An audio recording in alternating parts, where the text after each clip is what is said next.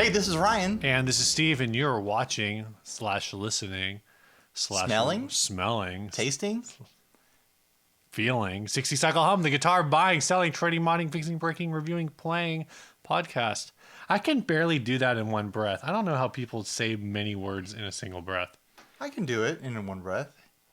Maybe it was 60 just like Cycle Hum, the guitar buying, selling, trading, fixing, modding, breaking, reviewing, playing podcast. Maybe and I just have plenty of breath left over to continue to talk. I haven't taken a breath bad breath on the start of that one. I think you had a bad breath, Steve. I think you could do it with one breath. I think you could do it longer. Okay. What's new, Ryan? What's new with me is that I've got a new guitar here, Steve. I thought you were done getting new guitars. I know. I've got too many around here. If anyone ever wonders, like, if my wife approves of all this nonsense... Yeah. She brought home a guitar for me. She got another guitar to add to this ridiculous collection going on. This is a vintage First Act Discovery guitar. Vintage? Well, I don't think they make it anymore. That doesn't mean it's vintage. It could just make it old. It's very desirable. I think she found it like on OfferUp or something like that. Or isn't there like... Oh, is she on Buy Nothing? Buy Nothing. I think it's a Buy Nothing thing.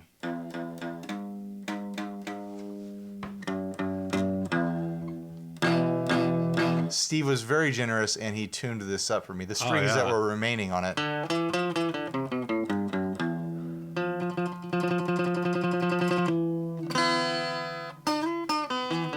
What do you think about the... It actually doesn't sound as bad as I thought it would. Yeah. Oh, it comes with a strap. That's a nice little strap. Yep. I want to know what the crap that graphic is supposed to be. Yeah, it's got some sort of crazy, like, graffiti graphic on it. I don't think it's supposed to be anything. I think it's just supposed to be, like, kind of exciting and colorful. Like, hey, kids like this. It's, like, got half of a word on it. They made Finding Nemo or Finding Dory ones. The thing that I always think is funny about these guitars from First Act is the covers over the tuning pegs. And I know it's to keep kids from accidentally stabbing themselves. Oh, with the string ends. Did you just break? Oh. The broken part of a string came out of it. There you go. It's interesting that they pop open like medicine containers, like a pill container. It's like an extra bit of like thought into a child's product. Yeah. That is a guitar that is funny to me. Like, I would have never thought of like kid-proofing a guitar so that they don't get poked. Like, getting poked by a guitar is just part of learning guitar. So obviously this is going to be for my kid to bash around and play pretend with. That's what that white thing is for. Well, that's when he actually wants to play guitar. I've got that Hofner Shorty guitar back there. This is for when he just wants to. Also, like, I keep that fake Elvis it. I keep that Waterman Kala ukulele in his room because I sing him songs to put him to sleep at night. And that plays way better than this. That's a more legitimate musical instrument than this thing is. I'm really trying to figure out what the heck it's supposed to say on it. But hey, you can't beat free. Nope. Free is a great price. Yeah. So there's that. We've got a new guitar in the family, this little First Act thing. It feels like the same quality you would expect out of a guitar you could find in like a Mexican flea market. Yeah, it feels like something that you win at a carnival. I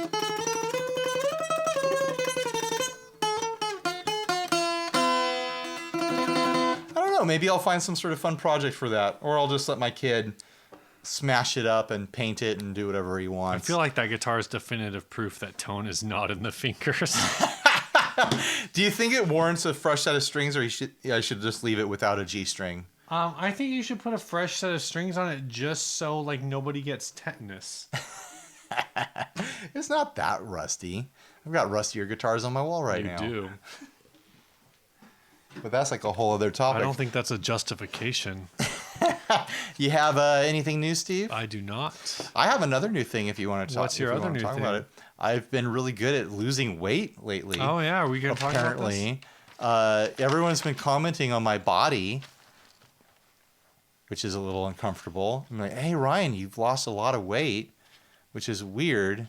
And I can tell, too. I can tell that I've lost weight because I've been eating out at restaurants every single meal for nearly 2 months now. Has it been that long? It's been that long. Wow. It's been ridiculous. I'm still waiting on this, kitchen remodel situation because I flooded the kitchen. So yeah, apparently with my body, if I eat out every day, I lose weight. What does it all mean? I don't know anymore.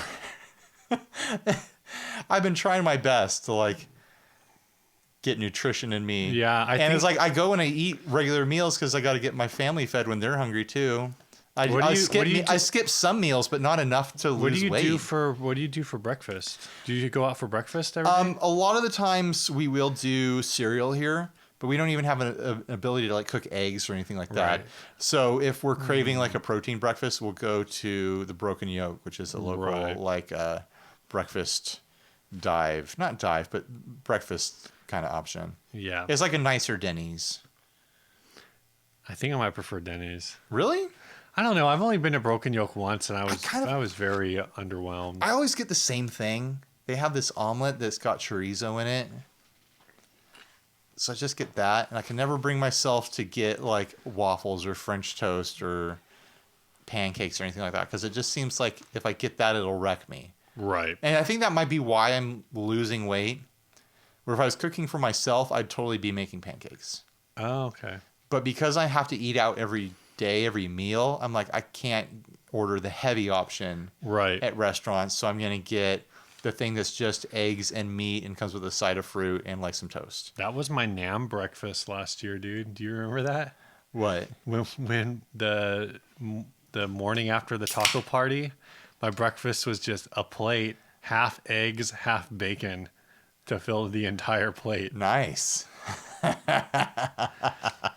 Pretty excited about that. Maybe there's something wrong with me. Maybe I'm real sick and that's why I'm losing weight. Maybe you have a diabetes. I don't feel worse than I normally do. Take that to mean whatever you want. Should we get into it, Steve? Yeah, I think so. This first ad was sent in by Brad Moses. It's a bunt pan resonator cone.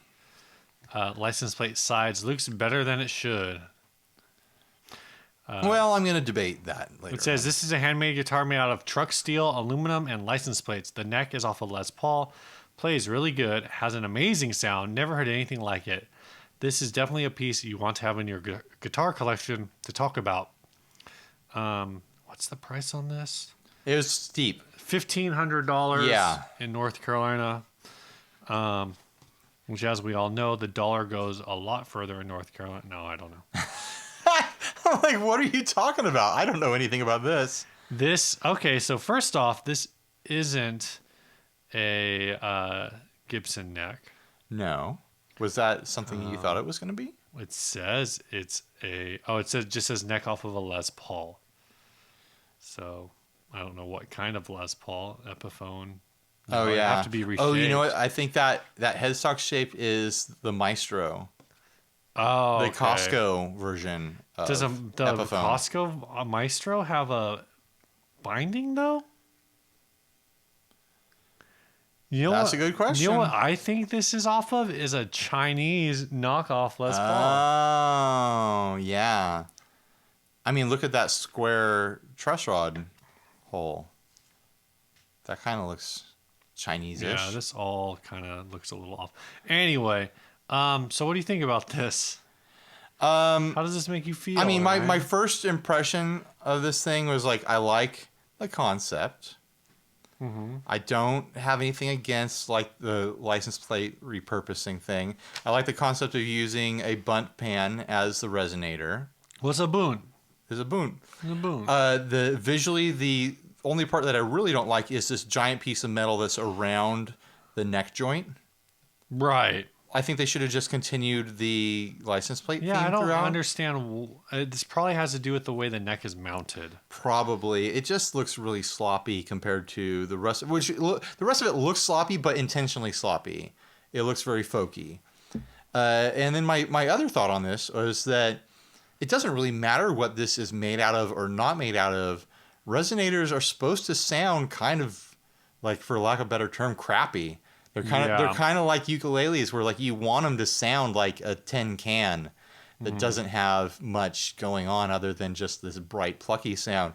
So, like, this probably will sound great or fine as long as all the screws and bolts that are used are tight enough that they don't rattle. And even if they do rattle, maybe that adds to it. I don't know. Yeah, there's definitely like putting rivets in a cymbal, There's definitely some weirdity going on here. I really doubt that this thing plays like $1,500. Oh, it definitely doesn't. I can't imagine paying $1,500 for this. I believe that there was enough time, like man hours, devoted into this guitar that this person could charge $1,500 for minimum wage. How much would you pay? As a curiosity, I would, and judging it based off what I'm looking now, I would be under $200. I think that's fair. That's what I would think. And it would be like I'm buying off of a friend who's like, yeah, I did this. I don't really know what to do with it anymore. I'm like, I'll take it off your hand. Here's $200. Yeah. And it seems like that's like tends to be the case. Like, yeah, I'm sure it's a lot of work. I mean, at the end of the day, like it is like a scratch build guitar thing. Right. But I mean, it's pretty home done. There's everything here is kind of by the seat of the pants sort of situation. Yeah. I love that there's the stop tail bridge all the way at the tail of the guitar when they could have just done like a trapeze sort of thing. Right. One of the things I'm looking at the back of it, how do you play this standing up? You would like tear your stomach out. There's a lot of raw metal edges going on here that look very dangerous. I love that you can see the tools in this shot. Yeah. You can see all the drill bits and the Dremel. In this shop. The metal shears. It's on a porch somewhere. It's on someone's porch. I mean, A for effort. I guess. But the price is just completely unrealistic. Even if it happens to sound and play good. Like, talking about tetanus, this thing's going to give it to you. It's an art piece. Yeah. And I would pay, swap meet art prices for it. Is how I feel about it. You said under 200, but to me, swap meet art prices is like $75. I know, but you're combining it with the guitar, so okay. Under $200. I mean, $75 is under $200, Steve. I mean, you can't say I'm wrong. $75 is under $200, but so is $199, and I would not pay $199. How much would you pay for this, Steve? $75. $75. Okay. Fine, Steve. I'm not. Maybe. Gosh. See, I don't want you to buy it. You don't have to buy it. I'm not going to buy it. All right. This first topic was sent in by Peter Dooland. I've never heard of Peter Dooland in the group before, but he's in the group. So welcome, Peter Dooland, to the group. We got a lot of people in there, Steve. I don't know if you know that. It says, in the rapid trend of heavier and heavier music, when does heavy metal become too heavy? It's a lot of different responses here. Actually, I don't know. When do you think I guess I think when it becomes not music anymore, it's just one big square wave. So when we're talking about heaviness and heavy metal, what are we talking about? Are we talking about how it's played, or are we talking about the tone? Well, is it a little of both? There's some different, of course, Jason Fuzzmonger gets like waist deep in this topic. Sure. And he knows way more than I do about this. One of the things he says, I've actually thought metal as a whole has gotten less heavy in the past 10 years or so. That's my insider's take, though. And I can kind of see that. I guess when I think of, for me personally, I think of heavy metal. I think heavy metal is kind of broad, but I don't think of heavy metal as being the heaviest metal. You think of like a subgenre of heavy metal that is heavier. I think of heavy metal, like I think there's a crossover between like early heavy metal and hard rock, where like you have bands like Black Sabbath that kind of occupy both spaces. Yeah. In my head, like I guess the classic heavy metal band where I'm like, oh yeah, that's the first band I go to for heavy metal would be like Megadeth or Metallica. Okay. Something along those lines. So I don't know. Steve, have you ever considered carving Slayer in your arm? I have not. Should I? Should I consider No, I don't that? think you should. I don't think anyone should do that.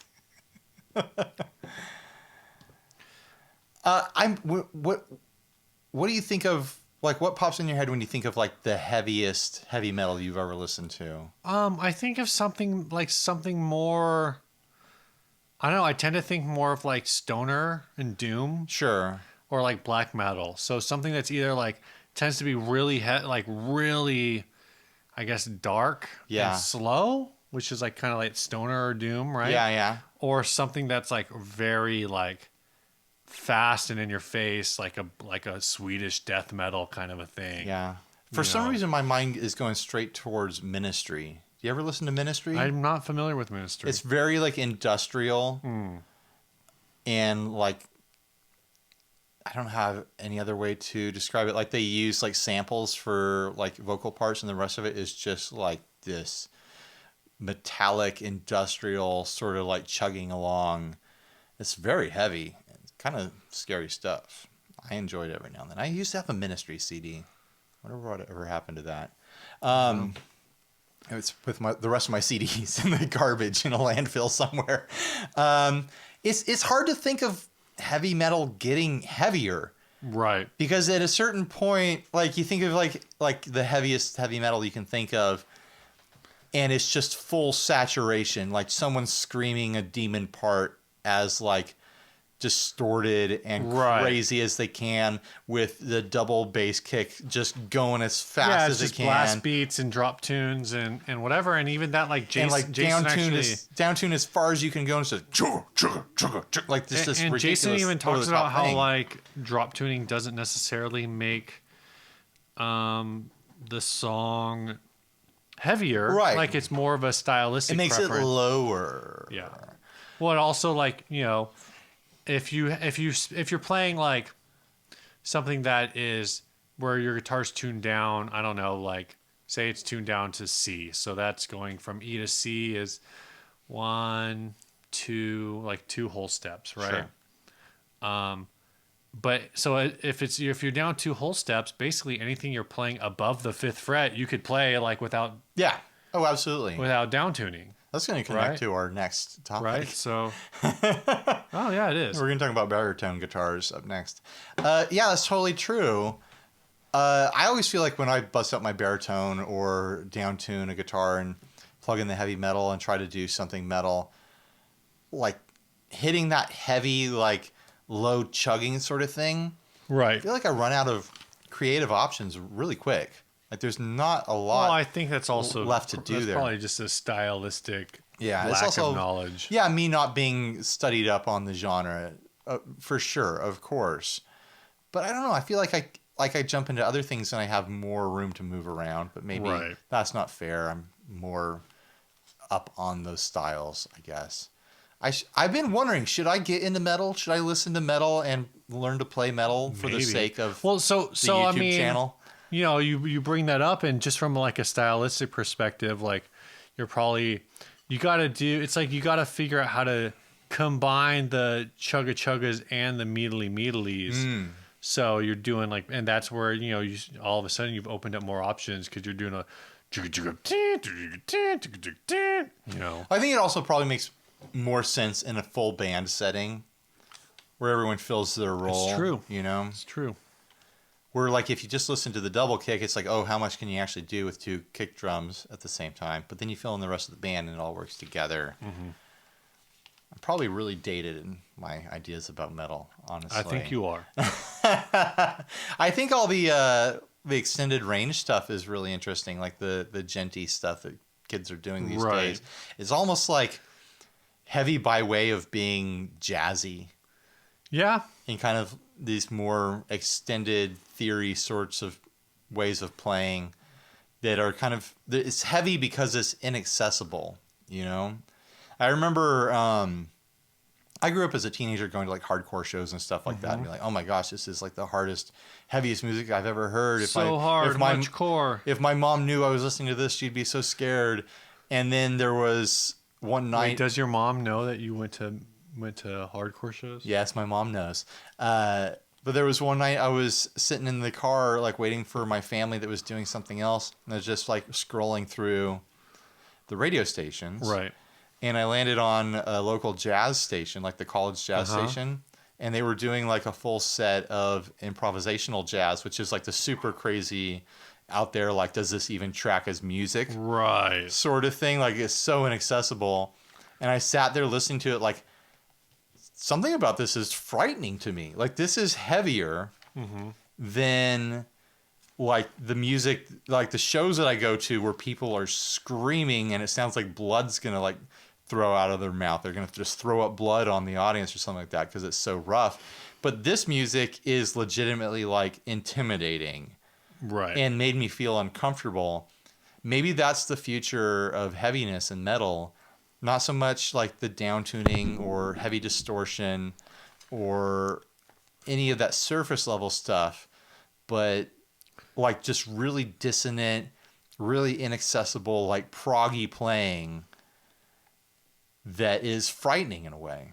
Yeah, I mean, I think you do get that more from certain acts. You know, you get your Tosin Abasis, the Animals as Leaders, and Periphery, and artists like that. You know, where there is a much heavier prog influence. I don't know how far we can go down the jazz road because, you know, as the great American poet Angela Martin once said, "Jazz is stupid. Why can't they just play the right notes?" That's true. She is a great American poet. She's I a great, keep getting great buzzed and American buzzed on my something. phone here. Knock it off. Airplane mode, please. Because I'm asking you to send me money. Is that what you're doing? Are you PayPal requesting me while we're podcasting? I did PayPal request you like 5 minutes ago. Oh, man. I got to do it before I forget. Thanks to the Inner Circle for paying for our dinner every podcast night. It actually does help. Yeah. It helps us produce this show. I'll say that. What's the next ad? Helps me produce a bowel movement tomorrow morning. This is going to be a short episode, Steve. Was that a poop joke, Steve? It was a poop joke. We needed that last episode when we needed a politically incorrect guitar thing. You should have done a poop joke. Too late. Poopter. I just see that everything just feels forced. Yeah. It's got to be in the moment. It's the problem. All right. Big shout out to our sponsor this week, Sinusoid Pro Audio Couture, makers of the Sasquatch line of power and speaker cables. If you want a power cable or a speaker cable that has TechFlex, you know Sinusoid can do that. And you want a power cable that looks like it came from some sort of like industrial like power relay station. It's just the thickest dang cable you've ever seen in your life. SinusoidProAudio.com. Wow. Yeah. You listen, you got all these pedals. You got to get power into them from the wall somehow. Might as well get a really great cable to do it. That's not really how that works, by the way. I mean, I guess it could be. The power doesn't come from the wall? Well, I mean, the power comes to the wall, and then it goes to a power supply, and then it goes to your pedals. You can't just plug your pedal. The power came from the wall, Steve. I don't think Sinusoid sells that kind of power cable. What kind of power cable is this? Like a 120 volt power cable. They don't sell power cables that plug into your pedals. That's what I'm saying. You got to plug it into your pedal board or your amp. Your amp, yes, your amp. What? Sinusoid.com. They make cables and smiles and questions. Apparently, what? Steven, I don't understand what each other is talking about. I'm talking about the cable that goes from your wall to your pedal board. To your power supply on your pedal board. Well, I guess with your pedal board, my pedal board has a thing that I plug in on the outside that goes into my power supply. I guess I haven't looked at your pedal board. Oh yeah, because you're right. You have a cable that plugs into your pedal board that plugs into another cable that plugs into your power supply. Right. Why don't you just go Sinusoid straight to your power supply? Because there's not a hole in the side of my pedal board. Sounds like you're using an inferior product. I've got stuff in between my power and my sinusoids. Now I'm embarrassed. Tell us about this ad, Steve. This ad was sent in by Craig Breslin, and I'm looking on my phone for it, even though it's on my iPad. Yeah. And I've also lost it. It's right there, right in front of you. There we go. This is, he says, he sends in all these pictures. This is on eBay. Sought after vintage 1992 first run Fender Squier Silver Series neck, made in Japan by Fujigen. Laser straight 60s beefy C shape, no fractures, jumbo frets. Look healthy with some minor patina buildup in areas due to age. Some minor signs of use, but no abuse. Has that road worn polyester lacquer tone excuse me. Steve getting gross over here. As replicated on Fender's 4-figure custom shop models. Is that really? I've never thought about that, but I guess. Lots of mojo here and feels superior to modern USA manufactured necks. Plays like a dream and would suit a custom Stratocaster project fantastically. I'd play it. Do you think that this color is like? I mean, I like the color of it, but is that kind of like honey blonde? Yeah. Anyway, so. This is on eBay for 66 pounds. I think that works out to... Who cares how much it weighs?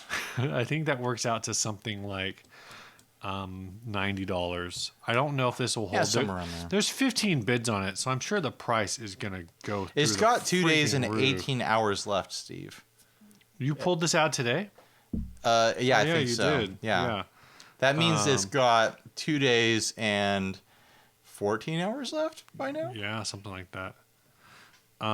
These are very interesting necks, the Silver Series.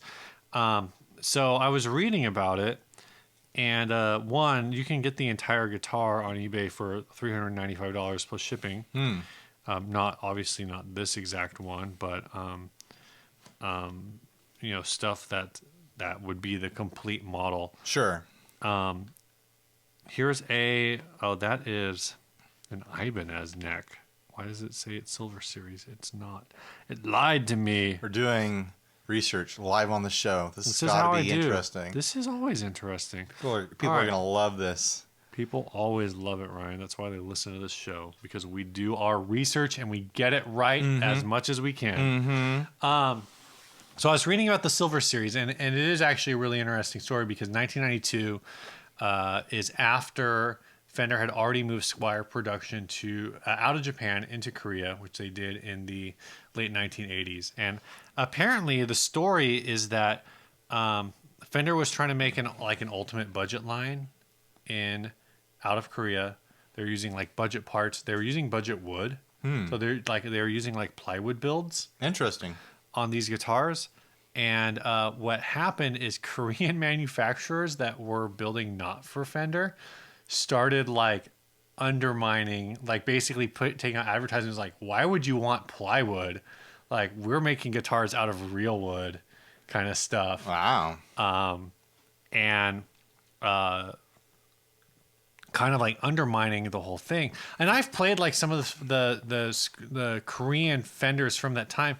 And I will say, like, the bodies seem unusually heavy compared to like other like Strats or the whole. Are you familiar with the Squier 2 series? Yes. So the Squier 2 series was all made in Korea, from what I recall, and the necks on those are all freaking-tastic.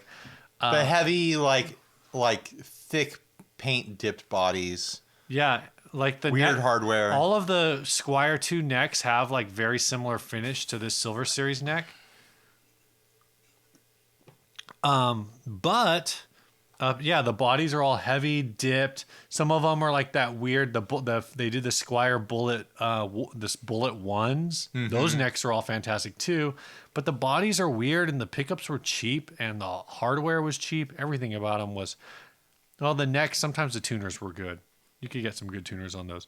This particular one doesn't have tuners on it. Nope. Doesn't have string tree. It's just a bare neck. It's got the nut.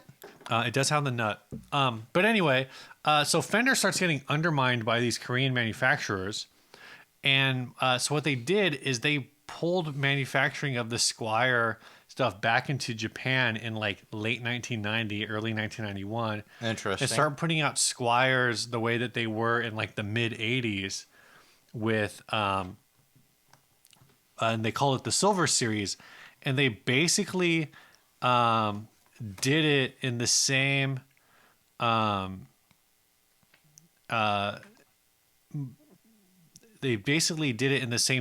as those 80s Japanese Squiers. Right. they basically did it just to squash the competition. Oh, okay. Which is also, I'm from this article I was looking at, is why the Silver Series basically like only lasted 3 years. Because it was just like a power move on their part. It was all about basically Fender saying, "Oh, you want us to make Squiers like legit? Fine, we'll do it." But the problem is like there was no profit there because they're using more expensive materials, Right. in in more expensive, in a more expensive manufacturing company, etc. So the Silver Series Strats were well received. People, really liked them. The first Silver Series Strat was the Hank Marvin signature Strat. Really? Yeah, that was I'd one buy of the that. first ones. The Squier Wayne's World Strat isn't officially a Silver Series, but it's considered close enough in style Interesting. to the Silver Series to be like kind of lumped in as that. It's a guitar like I said, they basically did this to like break what do you break down the competition that basically came out and said Squier sucks. It's made out of plywood. Just it's only good for firewood. You don't want to play this. It seems like Fender has had an interesting relationship with their Squier brand, where it's like it'll be good and then it'll be trash and then it'll be good, and they kind of like dance back and forth with like what role they want it to fill. Like we've been in a good range for Squier for a long time now. I think it goes back to a thing that we talked about probably really early on the show, is that manufacturing by country kind of all happens in cycles. Yeah. So, they're 1960s, 1960s Japanese stuff was all weird. It was just all weird. Yeah. 1970s, it starts getting better. You get the rise of Ibanez. You get the real where like Fuji Gengaki and Matsumoku are really like hitting their peaks. Japanese manufacturing is really good. It probably peaks and plateaus in the 80s when you've got Fender Japan. Yeah. And you've got Epiphone, making stuff in Japan. And I would say it peaks and plateaus in the sense that like it hits a very high mark and it's stayed there. Sure. And if it's gotten better, it's been like incrementally better, but not by like the leaps and bounds. At the same time, 70s, 1980s, Korea becomes what Japan was in the 1960s. Right. And Korean manufacturing, I'm not sure when I would say it peaked, maybe early mid 2000s, but your PRS SE models started being made in Korea. Your Reverends are made in Korea. Pure Salem guitars, I think, are made in Korea. There's a lot of brands that my Sweatwing back there. Made in Korea. It's made in Korea. So you start seeing Korean made guitars that are being sold in the $700 to like $1,200 price point. You can basically get a guitar made to any quality that you're willing to pay for out of Korea. Yeah. Like if you go to a Korean manufacturer and you're like, I want a guitar that's made to the quality of this $3,000 American guitar, they can hit that mark.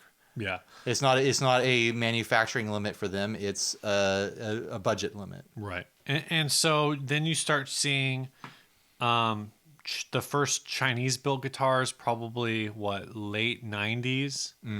And you've got, your Fender Bullets. It's China and it's Indonesia for Fender.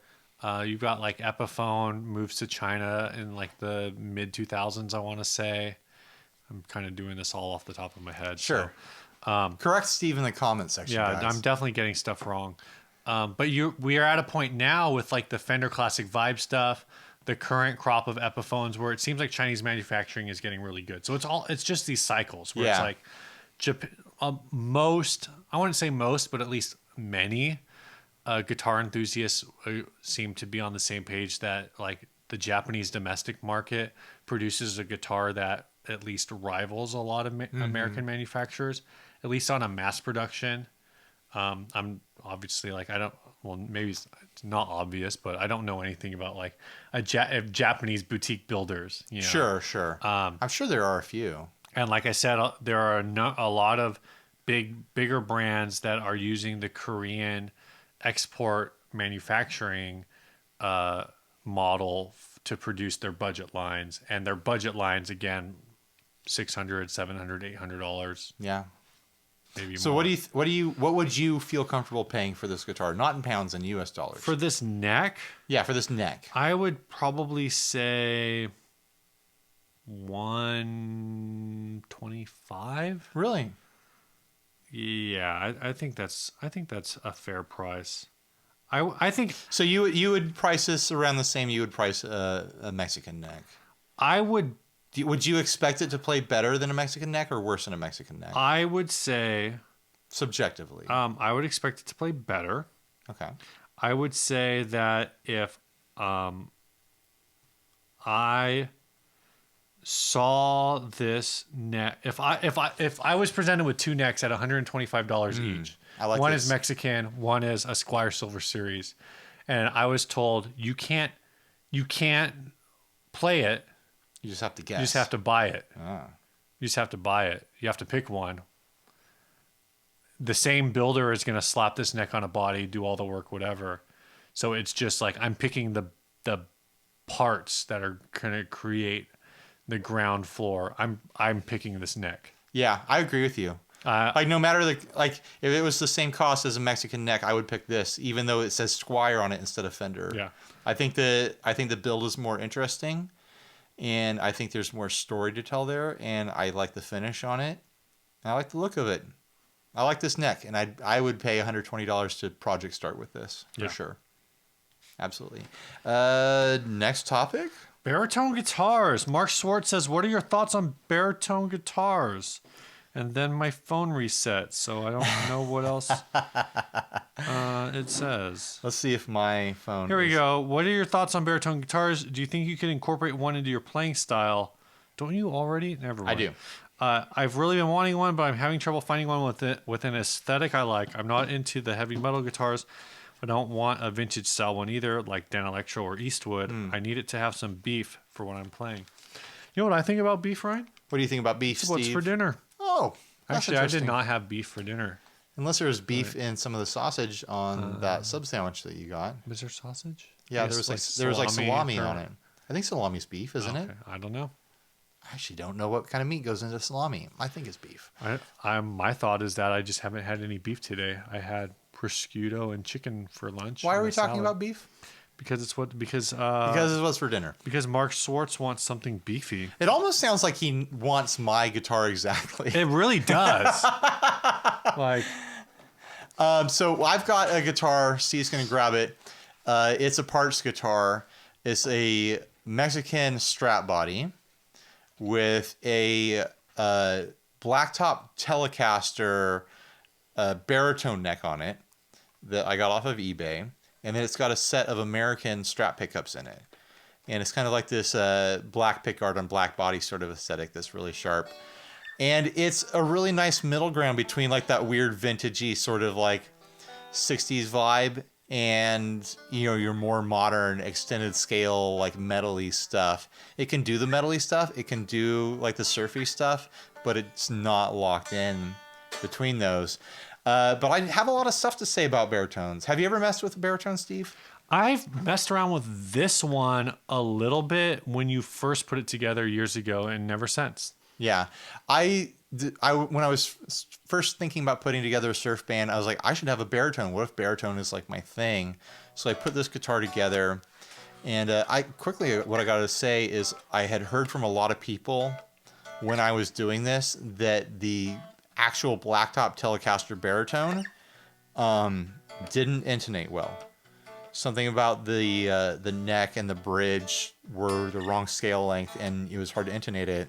For some reason, this neck on this body intonates just fine. This guitar plays great, but maybe stay away from those blacktop baritones that feature this neck. You're playing pretty good on that, Steve. All you got to do to sound good is not plug in, right? Baritone might be your jam. So I don't know anything really about baritones. How much further? What is it? It's tuned to B, right? It's B to B. So that makes what? This isn't like the fifth fret. The fifth fret is an E. Yeah. Also, your second string down is an E. That's an E. So going back to a point you were making earlier, like the only thing extended about the range of this guitar is the 5th fret of the low E and up, or the 6th string. yes, rather. yeah. So it's like you get 4 more low notes. Really, is what's going on. It's basically like a 5-string bass. Yeah, 5-string bass. But it does. That's why I don't play 5-string bass anymore. The heavier strings do give you a different tonality, and it gives you more options to walk around on your bass lines. You have to get special strings for this? Yeah. Ooh. I've said before. That explains why these strings are so rusty. If I have another set of them somewhere, I just need to put them on there. You should clean this neck while you're at it. I know. It's drying out. Man, I lost my train of thought now. Oh, I've said before that if I was going to do like a solo singer-songwriting sort of thing, I would use a baritone guitar, whether it be electric or acoustic, because it just gives you some extra low end on those cowboy chords to like walk around some little bass lines and whatnot. The trouble I've had with the baritone is that it's hard to incorporate it randomly into a band without building the whole band around it. Because suddenly you are stepping into the EQ range of the bassist.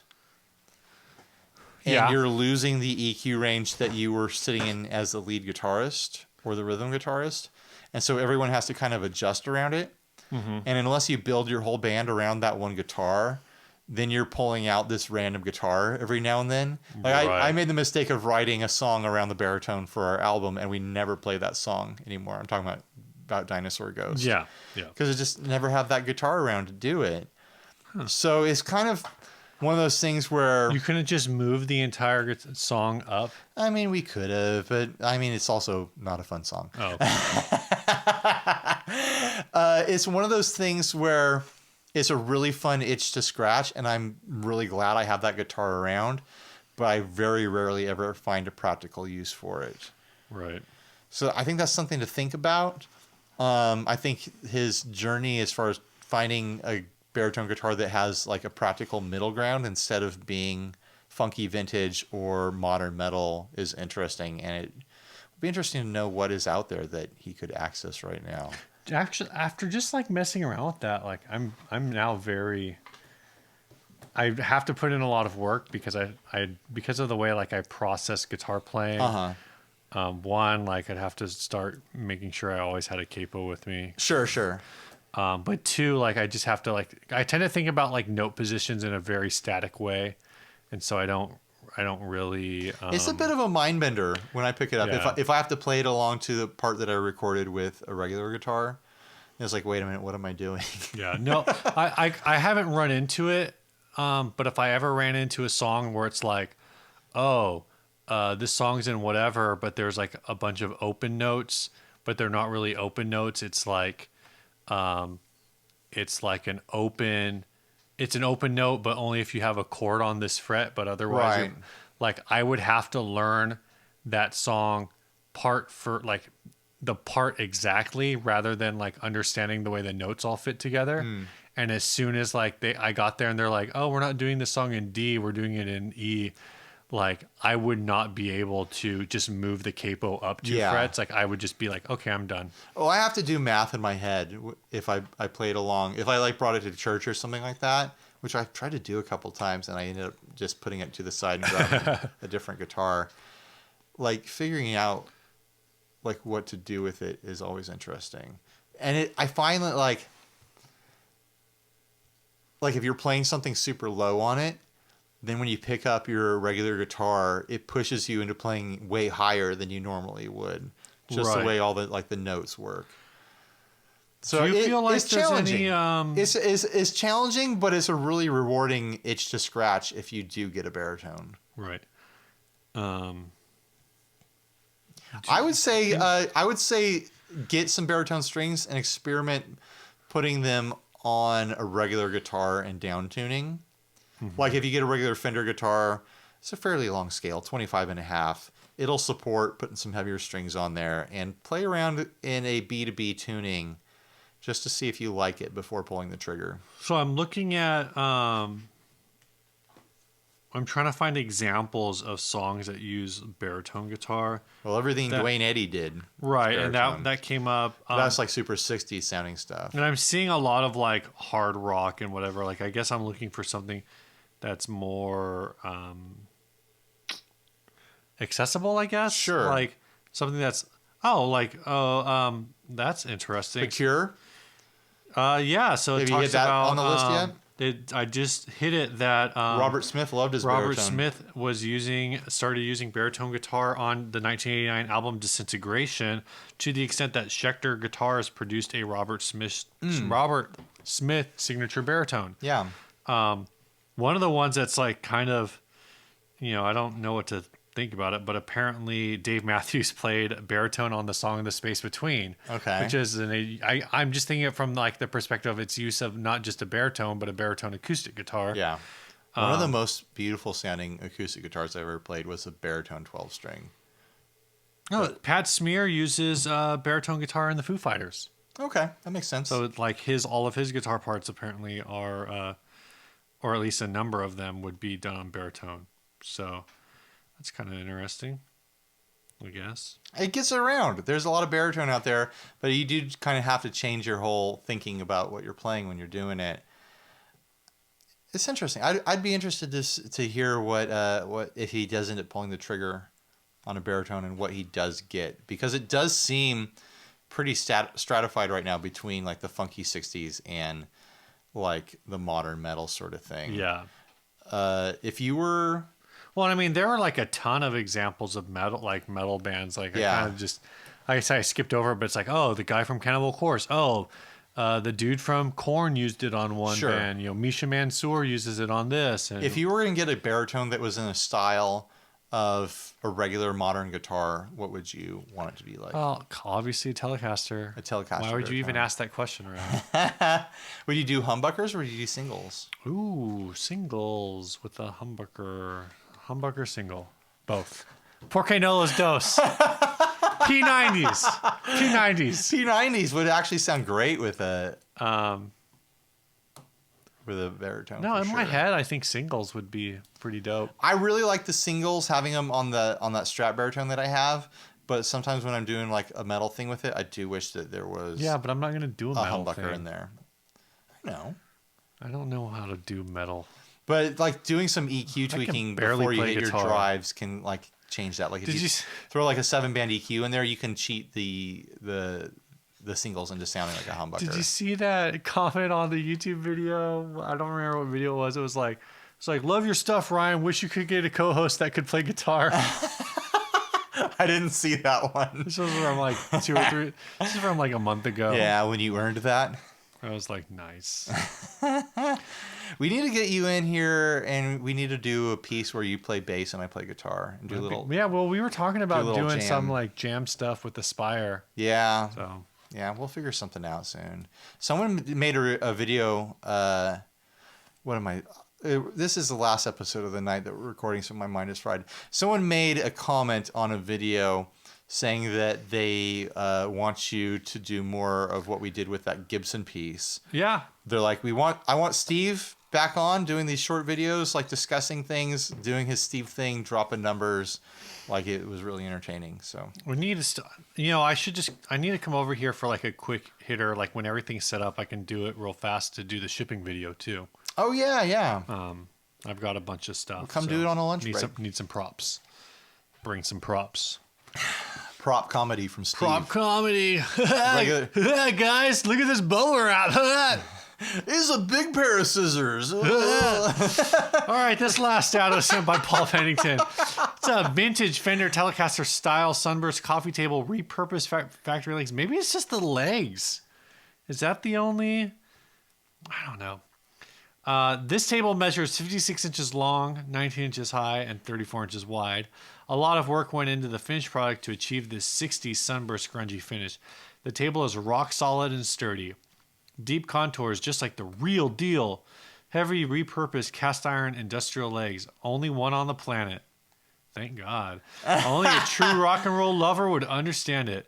I repurpose industrial and old factory remains into the most spectacular pieces for your home or office. What if you're a true rock and roll lover and you don't understand it?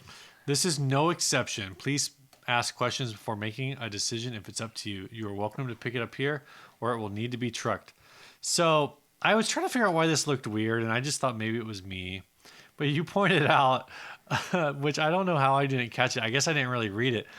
Telecaster is not 56 inches long. No, in the pictures, like you assume. Well, here's the thing that I assumed when I first saw this ad. I was like, this is $3,200. That's what he's asking for this thing. This is like an unused body from the Fender factory, and it's vintage. And so that's 56 inches is like this. Yeah, it's like a desk. But the thing is that this thing's only 18 inches tall, so it's like a coffee table. Yeah, yeah. So it's like a coffee table size. So I assumed with that price tag that this was a vintage Fender body that had been repurposed into like some sort of weird little table. Yeah, I think the only thing that actually is repurposed are the legs. Yeah, they look like they're weird piano legs or something like that. Apparently they're cast iron. What? The legs are cast iron? Yeah, cast iron industrial legs. That's why it says, please do not pay for your item immediately. I must pack and determine the final weight and size of each and every item. And some of that is, I think, because like it's so freaking heavy.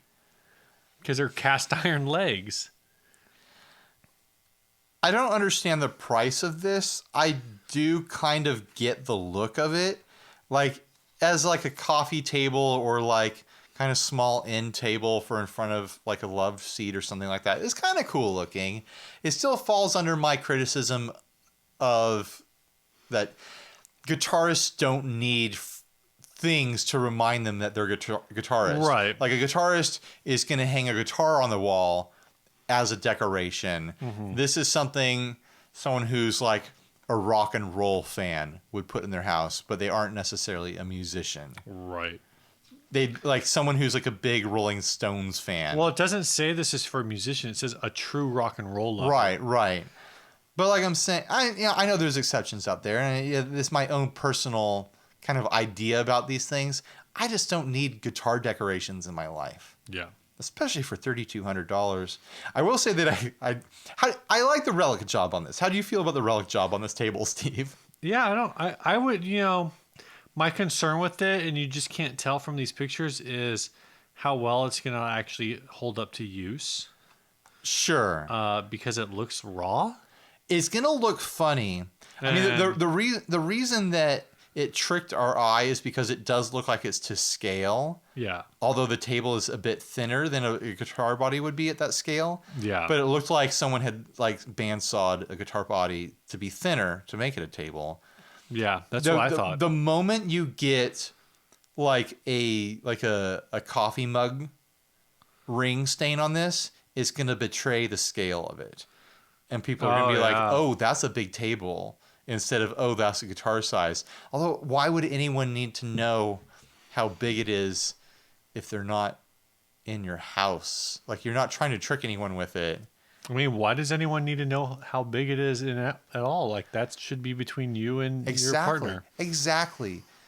The size of your coffee table is in between you and whoever you want to involve in your home decorating relationship. That's right. Yeah. Let's not table shame anymore, people. Yeah. If I think the furniture in your house is dumb, like, who cares as long as you like it? It's none of my business. Yeah, you think my couch is too soft? It gets the job done, Steve. It does. I like my soft couch. I wouldn't want a couch to be as hard as you like them. That's not true. I like a firm couch. What do you think? I think if I was, I think Super Rich Steve. That's what I was getting to. Would Super Rich Steve buy this? We talked about that. We kind of like prefaced this because trying to figure out how Super dumb Rich this Steve really would buy this and then he'd set it on fire. No, I think Super Rich Steve buys this for his study / music room. It goes next to his, guitar shaped leather couch recliner, single seat. And this table only gets used for drinking glasses of the most expensive Kirkland Scotch. Instead of a guitar-shaped couch, what if you have a couch that's themed after like Marshall stacks? Because it would look like a big Marshall stack just tipped on its side. But it's a couch. Yeah. You do it like with No. black leather. I'm saying for this, like a single, like a recliner, like a single seater. Okay, like a Lazy Boys. Yeah. And the table's just right there next to you, and you got your glass of, is it Lagavulin or, Macallan or I don't know what super rich Glenlivet people or drink. Whatever. I'm gonna get that $5,000 bottle of tequila from Costco. Whoa! That's what super rich. Do they have that? You've never seen the glass liquor case at a Costco? And it's $5,000. There's like I don't know, $3,000, $5,000. Once you're over like, I want to taste it. Once you're over like $100, you're way beyond anything I'm ever gonna spend on alcohol. Kidding. My wife one time bought me a really nice bottle of tequila for my birthday. Yeah. And it's like way outside of what I would pay for myself, and it was very enjoyable. I would never, like I said, I'd never buy it for myself, but I got a pretty good kick out of that tequila. Are we ready to wrap it up and get out of here? I think we are. Time to go to bed. It's late, and it's Thursday. It's 9:15. I'm ready for bed, guys. All right. I'm sleepy. This song is sent to us by Kate Jacobs. She just says, had another song to submit for the podcast. This song is called Obsessed. Hope you guys listen to it. You think she's obsessed with our podcast, Steve? You think it's going to be all about us? I hope not. That'd be a little awkward. I mean, I wouldn't be awkward. I just hope she has better things to write about. I know, right? Don't write songs about the show. Or but if you do, send them in. Yeah. Later, guys. Bye.